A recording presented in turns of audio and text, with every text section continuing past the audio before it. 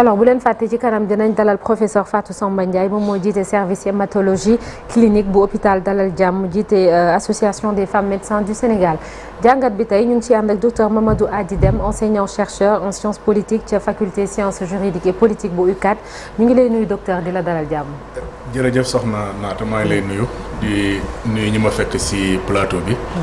di baalu àq sénégalais di leen ñaanal kooru jàmm. amiin. waaye dama bëggoon profiter aussi ci plateau bi pour jaale journalistes yëpp mais surtout groupe Futur Média. Georges Déthié Diop. mu nekkoon un très grand journaliste. ma def ak moom ay émissions yu bëri.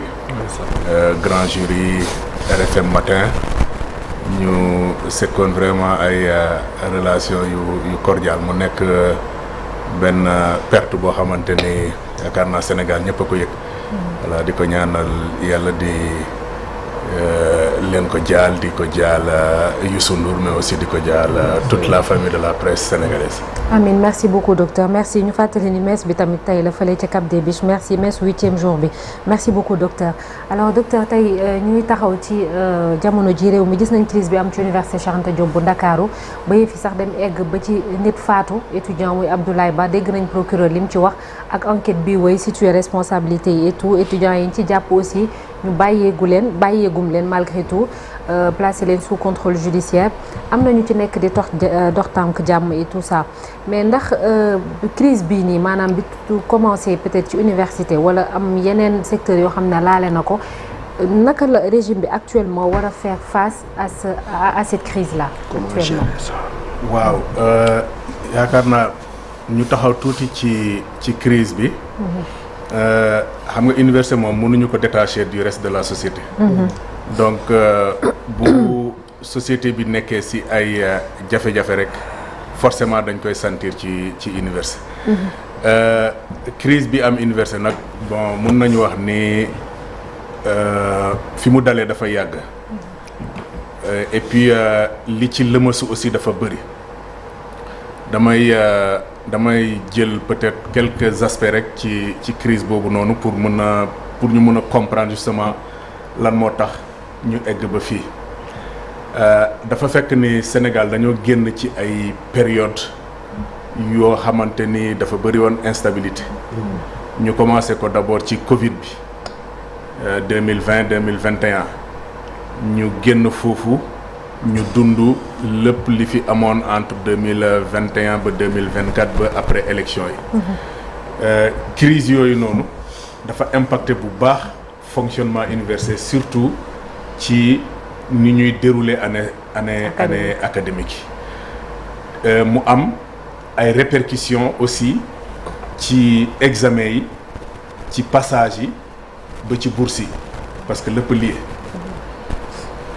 mbirum bourse yi dafa am benn lien bu étroit ci passage étudiants yi d'un niveau à l'autre parce que ni ngay jàllee ci beneen niveau mun na impacter ci bourse bi donc crise yooyu nag indi justement ay impact yu bëri ci université bi ba ci déroulement correct année académique mu am nag impact ci bourse yi loolu mooy peut-être li nga xamante ni moom la sénégalais yi mujjee gis parce que boo xoolee bu baax ñëpp dañuy wax problème bourse yi mais au-delà des bourses université sénégalaise dañoo am sérieux problème depuis plusieurs années ci am un calendrier académique bu normal li xew dañ koy mettitlu dañ koy regretter parce que lu ñu mënoon a éviter la parce que yaakaar naa étudiants yi yëglu nañu pendant plusieurs mois par rapport ak seen situation mais surtout par rapport à ce que ñoom li ñuy estimer être seeni ay dû peut-être foofu am na quelques aspects malentendus avec le gouvernement surtout par rapport à la question des rappels. Ouais. Parce que tey boo déggee réforme yi ñuy wax par rapport au décret portant sur les bourses point central bi mooy question rappel yi étudiants dañuy estimer par exemple ak décalage année académique yi étudiant bu inscrire par exemple au mois de mars bourse bi war a commencer depuis octobre dañ ko war a rappel octobre novembre mois de mars donc gouvernement bi loolu la bëgg a modifier peut-être loolu moo nekk tey loolu moo indi justement point d'accrochage entre le gouvernement et les représentants des étudiants mais toujours est-il que dafa nekk loo xamante ni lu ñu mettitlu la lu ñu regretter la parce que yaakaaroon nañ ni peut-être violence ci espace universitaire boo xam buy dem bay conduire à un mort d'étudiants mënoon nañ ko éviter à tous les niveaux surtout que bi ministre de l'intérieur waxee ni amoon nañu ay renseignements par rapport ak li fa war a xew à li fa doon xew. mais justement comment est-ce que naka nga gisee peut-être gouvernement bi ou une partie du gouvernement ni ñu gérer crise universitaire bi ak dégg nañu kàddu ci ministre de l'enseignement supérieur wax ministre de l'intérieur yaa ngi koy junj également. waaw loolu problème de communication de crise la. xam nga communication de crise dafa am. lu mel ni su amee. dafay laaj une communication d'apaisement. jarul ñuy wut coûte que coûte kan mooy responsable. parce que boo xoolee keroog point de presse bi c'était comme si gouvernement dafa bëggoon dédouaner wu après jël responsabilité yëpp. sauf que étudiants yi. pour justifier wu sont partagés. am na loo xamante ni aussi mën na ñàkk ci communication surtout bu war a jóge ci kilifa ñëpp xam nañ ni réforme buy toucher université c'est toujours sensible. mais mënoo nekk ministre de l'enseignement supérieur nga naan réforme bi nii soit elle passe soit elle casse. loolu boo génnee ay kàddu yu mel noonu. mais ñi nga xamante ni ñoom nga sëkkal waxtaan bi dañuy braqué wu.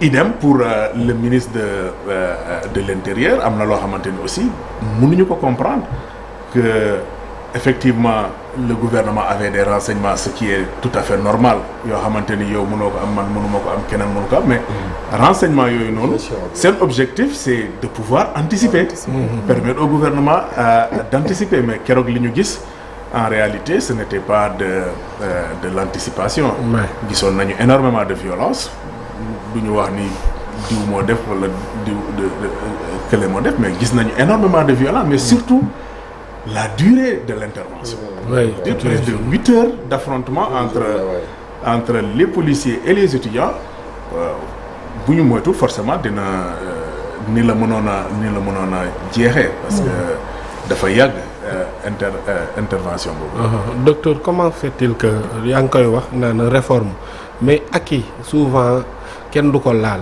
est-ce que mënuñu woon xool leneen parce que bu ñu gisee yeneen gouvernement yi fi nekk yëpp ñoom fay nañ ko ñëw mais ñëw ñii ci bees bëgg a dindi ak yooyu nga xam naa mu ko te ku xam étudiant ak bourse fi mu yegg ci moom wax dëgg yàlla dina gën a indi jafe-jafe ak tamit toute une journée de répression boole ñu xiifal leen mën nañ ko wax ay fan gars yi lekkuñu naanuñu ba ñu mujj dem ci wàllu communication bi ñu naan sax am na ñu leen di financer ndax charge yu lourd la ñu teg seen kaw ñu leen di financer pour ñu kii ndax ñi leen indil lekk ak yooyu yëpp lan nga ko jàngatee.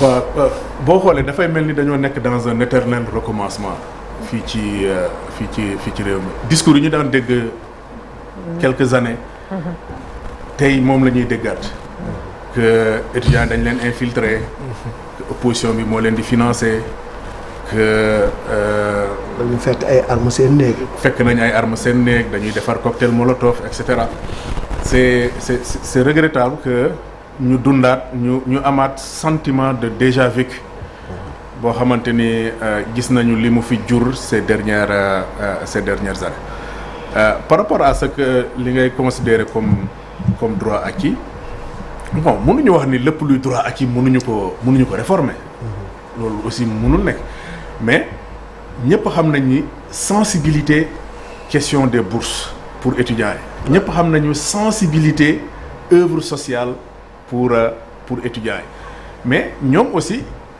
xam nañ ni tey système enseignement supérieur fi mu toll dafa laaj forcément ay réformes et étudiants ils sont conscients de ça et ils n'ont pas fermé justement les portes des négociations autour de ces questions-là. Mais est-ce qu'il ne fallait pas commencer par réformer au niveau des enseignements li nga koy wax sànq année académique bi et tout. waaw xam nga depuis 2011 dañoo adopté le système LMD. mu ngi pratiquement plus de à sa 15e année. Oui.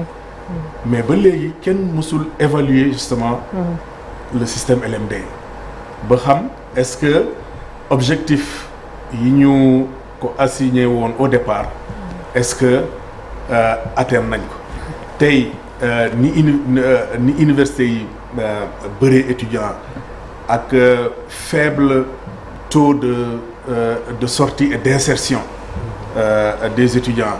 Est-ce que c'est pas un peu lié justement à ce système-là? Donc war nañu def tey taxaw seetlu évaluer système LMD bi à l'aune justement de ces différentes crises que traversent les universités ba xam est-ce que réellement waruñu ko réadapter waat parce que année yi ñu génn yëpp Sénégal dafa def ay jéego yu important ci taux d'admission au baccalauréat. Depuis quelques années ñu ngi am entre 49 ba 50 un peu même ba 51% de taux de réussite au baccalauréat comparé aux années ou aux décennies précédentes où taux bi c'était aux environs de 30-40%. loolu dafa indi une vague massive de nouveaux bacheliers et les universités n'étaient pas préparées justement à cela. Universités yi conditions d'accueil yi encadrement yi personnel bi loolu yëpp amoon na benn impréparation pour justement accueillir nouveaux bacheliers ba ci œuvre sociale mu nekk loo xamante ni dafa diis parce que boo jëlee COUD rek en 2000 ba 2024 subventionné à hauteur de 65 millions par jour juste pour la restauration des études mu ñëpp xam nañ ni dafa diis ci état dafa laaj ay réformes mais il faut aussi que ñi nekk à la tête jël en compte la sensibilité de la question des bourses mais aussi la sensibilité des œuvres sociales que justement lépp li nga xamante ni dafa nekkoon fii passif ñu jéem ko régler maintenant ubbi des discussions sérieuses avec toutes les parties prenantes que ce soit ci pédagogique bi ci social bi étudiants yi personnel enseignant yi personnel administratif technique et de service partenaires financiers yi lépp ñu def justement ñu xool nan la ñuy réformer. En 2013 il y avait eu justement les concertations nationales sur l'avenir de l'enseignement supérieur amoon na ay conclusions yu ñu reteniroon yoo xamante ni commencé woon na am début de mise en œuvre loolu mooy indi la création des ISEP mu nekk benn formule boo xamante ni mënoon na permettre justement désengorger un peu les universités. Les ISEP c'est permettre justement d'aller vers des formations très diplômantes mais aussi loo xamante ni c'est très professionnel et que au bout de 2-3 ans étudiants yi fay génn ils sont opérationnels. Quand on prend l'exemple de l'ISEP par exemple de Richard Toll, ils ont un accord avec la compagnie sucrière sénégalaise et la compagnie absorbe pratiquement tous les sortants de l'ISEP de Richard Toll puisqu'ils sont formés dans les métiers de l'agriculture mécanique etc. Donc exemple boobu noonu c'est une des conclusions de la concertation nationale sur l'avenir de l'enseignement supérieur tenue en 2013. léegi gis nañ ba léegi ci gestion affaire bi étudiants yi démb justice bi bàyyi nañ leen ñu dem jàpp leen xëy na bu doon ñeneen li leen toppee parce que les charges sont lourdes quand même dañ leen jàll kaso est-ce que gouvernement bi ginnaaw coow am na fitna jur na erreur am na ci communication bi erreur am na ci gestion crise bi nekkul di jëm rectifier le tir à travers dégel bi ñu commencé. waaw foofu moom je pense il faut saluer l'intelligence du juge d'instruction. franchement bi leen bàyyi sous contrôle judiciaire. je pense que dina permettre un peu dégel crise bi. surtout que du côté aussi de l'université le conseil académique s'est réuni ak am na ay quelques mesures yu ñu jël que le conseil d'administration du COUD doit se war na réunir tey peut-être pour envisager la réouverture du campus. d'ici demain la ñu waxoon. voilà du campus social en tout cas tey mooy le conseil d'administration. Libération bi étudiants yi dina permettre peut-être un peu apaiser tension bi même si comme ni nga ko waxee charge yi ñu retenir contre ñoom c'est quand même extrêmement lourd. C'est comme une épée de Damoclès. Voilà c'est comme une épée de Damoclès et bon yàlla rek a xam mais c'est quand même curieux tey dégg autant de charges sur des représentants d'amicales ñi nga xamante ni li ñu doon def mooy défendre quand même les intérêts des étudiants. parce que boo xoolee tey bon dama yaakaar depuis quelques années dañuy banaliser ce délit d'atteinte à la sûreté de l'État. C'est quand même quelque chose de sérieux. Oui. La sûreté de l'État état du caaxaan. lu atteindre sûreté am warul nekk caaxaan. et waruñu ko prononcer après du am suite. parce que déggoon nañ ko fi. peut-être avec la loi d'amnistie personne n'en parle mais c'est extrêmement grave. bu ñu accuser nit d'avoir attenté à la sûreté de l'État, c'est d'avoir attenté à la sûreté de 18 millions de Sénégalais. mais loolu waruñu ko cof après. bàyyiwaat bu ñu ko soulever rek dañoo war a dem jusqu'au bout. ñu xam parce que il y va de la sécurité de 18 millions de Sénégalais. L'État c'est la population, c'est le territoire. C'est un tout. Dégg nga donc. boo déggee genre accusation yu mel nii sur des étudiants quand même da ngay tiit il y a de quoi quand même revoir justement la communication institutionnelle. bu fekkee c'est comment faire maintenant parce que fi mu ne le plus urgent mooy xale yi dem jàngi. Le plus urgent c'est renouer le fil du dialogue. Comment faire pour que tey ñëpp toog autour d'une table ñu trouver des solutions pour mën a avancer parce que année académique bi mi ngi dem te xale yi seen jàng bi bu ñu moytuwul dina am retard bu mag. waaw am na retard kay déjà. ba pare parce que boo xoolee tey boo jëlee am na ay facultés comme suñu bos. ba léegi ci année 2024 2025 ci la ñu nekk. ci évaluation 2024-2025 second semestre. On ne parle même pas encore des rattrapages du premier second semestre, délibération ak nouvelle année boobu moom yàlla xam donc retard moom am na bu baax a baax et puis pour dabaat ko ça va prendre encore plusieurs années. jéego yi ñu defoon yëpp dafay xaw. waaw jéego yi ñu defoon depuis quelques années yëpp nax saay na et puis là on est reparti vers l'incertitude. Vraiment vers l'incertitude. Pour ñëwaat ci sa question yaakaar naa li ñu war a def li gën a urgent tey mooy ubbiwaat campus social. pour permettre étudiants yi ñu ñëwaat parce que tey benn étudiant nekku fi. étudiants yëpp ñibbi nañ. ñii ñu ngi Ziguinchor ñii ñu ngi Fouta ñii ñu ngi Kolda et cetera. ubbiwaat campus social bi mais surtout rassurer Sénégalais par rapport au climat de sérénité du campus parce que tey ñëpp a jaaxle. tey képp ku am sa doom bu war a dellu tey campus ak li fa am. am na traumatisme boobu. ndeka ma fa am récupéré naa ko ba dugal ko ci kii. voilà tey même bu ñu ubbi woon campus bi dina am ay parents yoo xamante ni dinañu xaw a réticent parce que boo rombee voilà gis déploiement force de sécurité yi ñu fay def à longueur de journée ça pose problème du créer benn climat de sérénité parce que gis nga lu ñuy wax ci cohabitation étudiant universitaire et cetera et tout ñi naan campus social bokk na si ñi naan campus social bokk ci franchise universitaire yi au-delà de tout c'est de permettre une certaine sérénité ci espace bi loolu kese la permettre étudiants yi parce que maa ngi dégg ministre bi naan voilà campus social bokk ci mais mënoo dissocier les deux espaces. Parce que campus social day abriter aussi des activités pédagogiques. étudiants yi fa la ñuy réviser fa la ñuy et cetera. Comme campus pédagogique nu muy amee des activités sociales. Ouais donc tey ubbiwaat campus social bi créer benn climat de sérénité. fay étudiants yi seeni ay bourses. C'est ça. Et voilà ñu reprendre activité pédagogique yi parce que tey bu conseil académique bu rectorat ne y a une poursuite des activités pédagogiques non amul poursuite activité pédagogique parce que étudiants yi nekkuñu fi.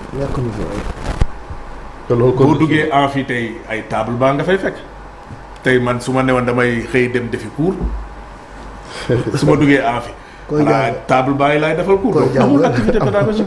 C'est ça. Communication la rek. c'est lié c'est lié mais ba léegi ci gestion bi parce que dañ ci déggut officiellement njiitu réew mi par exemple àddu ci à part semaine bële passé ci conseil des ministres li nga xamante wax na ko ci le premier ministre il est annoncé à l'Assemblée nationale xëy na ce sera pour lui une occasion de se prononcer sur la question. noo gisee démarche boobu. waaw yaakaar Sénégalais yu bëri xaaroon nañ nag quand même. peut-être premier président de la République. addu ci de façon beaucoup plus tranchée. dégguñu ko peut-être que stratégie la mais en de pareilles circonstances nit ñi soxla nañu dégg baatu kilifa gi pour ne serait-ce que apaiser. ne serait-ce que dalal xelu nit ñi ne serait-ce que nit ñi xam ni wax dëgg yàlla lii nii ñor na état bi et que pare nañu pour indi ci ay saafara peut-être que aussi c'est lié à son tempérament c'est pas quelqu'un qui parle beaucoup peut-être mën nañ ko nangul le premier ministre war na dem assemblée le 24 sûrement député opposition bi bu fekkee boycotté wuñu rencontre bi dinañ ñëwaat ci li fa xew forcément. ba léegi ci France mën nañ ko boole ci front social parce que affaire homosexualité bi gis na débat bi dem également le gouvernement dina adopté projet de loi bi jëm kon ci gën a durcir peine yi ci li nga xamante ni moom mooy mbiram góor jigéen c'est vrai que c'était une promesse ngir ñu criminaliser ko finalement ils ont opté pour une modification du code pénal. waaw promesse de campagne la woon de. waxuma la sax promesse de campagne mais arme de destruction de l'ancien régime la woon. oui parce que ils avaient beaucoup brandi cette idée-là pour combattre l'ancien régime. bi ñu ñëwee ba léegi nag bon la question se pose mais réponse amul. projet de loi bi ñu adopté démb en conseil des ministres day durcir peine yi mais aussi dina créer peut-être quelques définitions d'actes yi nga xamante ni sur le plan juridique mën nañ leen considérer comme ay actes contre nature notamment le lesbianisme, l'homosexualité, la zoophilie, etc. mais est-ce que sénégalais loolu lañ doon xaar yaakaaruma. voilà sénégalais li ñu doon xaar mooy que non seulement que ñu dem vers cette criminalisation bi nga xamante ni voilà dafa war a dissuader justement ces pratiques-là. Mais bon, au-delà de tout ça, peut-être que am na aussi un certain nombre de blocages parce que dañoo nekk dans un système international boo xam ni parfois état yi malgré li ñuy yuuxu que ils sont souverains, souverainisme et cetera bu fekkee amoo les moyens de ta politique souvent dañ lay tënc et puis mënoo ci dara tey ñëpp xam nañ ni l'agenda LGBT est soutenu par de grandes puissances, de grandes multinationales et que les États faibles yi nga xamante ni dañuy aventurer wu dans ce terrain glissant là mun nañu subir justement les contre-coups de certaines décisions par rapport à ces lobbies là. Peut-être que loolu xëy na poussé na le gouvernement à être beaucoup plus prudent par rapport à cette question mais bi dëppoowut ak li premier ministre waxoon ci kanam Mélenchon ne c'est toléré maanaam buñ tàngalee te mooy c'est pas toléré surtout que léegi définition bi gën non c'est pas ça n'a jamais été toléré. loolu je ne sais pas lan moo ko poussé woon ba mu wax loolu et puis gis nañu tollé bi mu def c'est pas toléré dans nos mœurs, c'est pas toléré dans nos coutumes et sanctions yi existé woon na déjà ci code pénal bi mais peut-être que c'était pas aussi sévère mais tey ak ce projet de loi bi durcir un peu sanctions yi wane na ni au moins ça bouge que ce n'est pas toléré et que ça bouge et que la position du Sénégal elle est claire.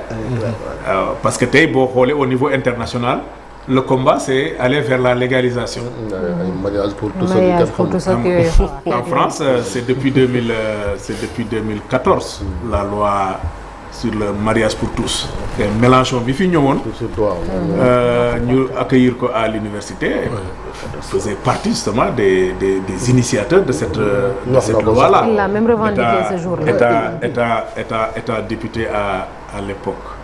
Donc là où au niveau international on parle de légalisation, le Sénégal durcit. C'est déjà une position claire. Ouais. Là aussi, il ne faut pas que nous crachions sur tout. Quand même, la position est claire par rapport à... C'est un message fort. C'est un message fort donné au niveau international à tous ces défenseurs de la cause LGBT. Fulla ji Trump am daal ba ni góor a am ak jigéen. Waaw. ñun war nañ koo mën a am. waaw xam nga leneen amu fi. xam nga waaw parce que bon États-Unis aussi ñëpp xam nañ ni les républicains c'est des gens très ancrés, très conservateurs et que am na yoo xamante ni duñ si dugg. De la même manière ñun aussi attitude boobu la ñu war a am de façon claire et tranchée sur ces questions. Il y a pas de demi-mesure. Ay à l'état actuel on n'est pas prêt comme le disait l'ancien chef de l'État que chez nous c'est toléré non. mais ñun mënuñoo gën a baax yàlla suñu borom. yàlla dafa wàcce maam Adama. wàcce maam Awa. kii di góor kii di jigéen. yàlla ci mu punir sévèrement. loolu nga xam ne moo jëm ci ak ngóor jigéen. ba ni bu ko kenn denc ay sëg ñun dañoo mën a gën a baax yàlla. dëgg la de merci beaucoup Alaaji merci beaucoup chéri. yàlla kay li mu wax leer na. jërëjëf bu ñu la denc ay sëg nañ la diri ba ca biti. ba ca àll ba gas ba mu xóot. ñu suul la fa castré ko def ci ay xeer ba ngelaw li sax bu mu romb nit ñi di ko nooy. mais dañoo gën a baax yàlla suñ borom. kon yàlla ba xam nga ne yàlla bañ na ko yàlla ñu gën a baax foofu. alal nga ci ab askan. ñu yonente yàlla lool. nan def li yàlla wax rek. merci beaucoup Pape Fara merci docteur Mamadou Hady Deme enseignant chercheur en sciences politiques ca faculté sciences juridiques et politiques bu UCAD ñu ngi lay sant bu baax docteur ci waxtaan bi. merci beaucoup jërëjëf merci bonne journée bon ramadan à vous. jërëjëf ñu dalal suñu gan.